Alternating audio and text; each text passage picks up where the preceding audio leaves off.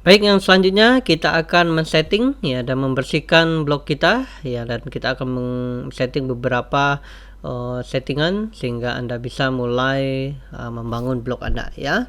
Oke, yang pertama saya akan hapus ya, nanti blog member area Anda akan seperti ini ya.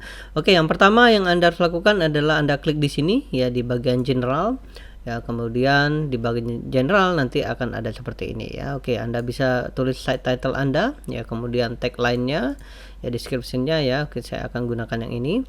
Kemudian untuk time zone kita akan gunakan +7 ya.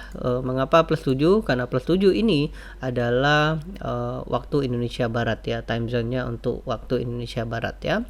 Kemudian Anda juga bisa pilih format datanya ya, jika Anda ingin menggunakan data yang lain ya, atau format data format tanggalnya ya. Oke, saya akan biarkan ya seperti ini ya. Kemudian untuk language saya gunakan Inggris ya. Oke, kemudian klik save. Oke, kemudian Anda biarkan saja yang lain ya. Kemudian Anda langsung pergi di permalink ya. Oke ya, saya sarankan Anda pilih yang ini. Kita akan gunakan post name yang ini. Mengapa seperti itu ya? Jika Anda menggunakan yang lain nanti seperti ini ya. Contohnya ya, ketika Anda mengupdate ya, ada tanggal seperti ini ya, dan baru judulnya ya. Jika Anda menggunakan post name ya, nanti akan langsung ada judulnya ya. Untuk itu saya sarankan Anda gunakan yang ini ya. Oke, kemudian klik save ya. Oke, sudah selesai. Kemudian yang selanjutnya Anda klik di sini di bagian push ya, Anda hapus yang ini ya, trash seperti itu ya. Kemudian Anda hapus lagi ya.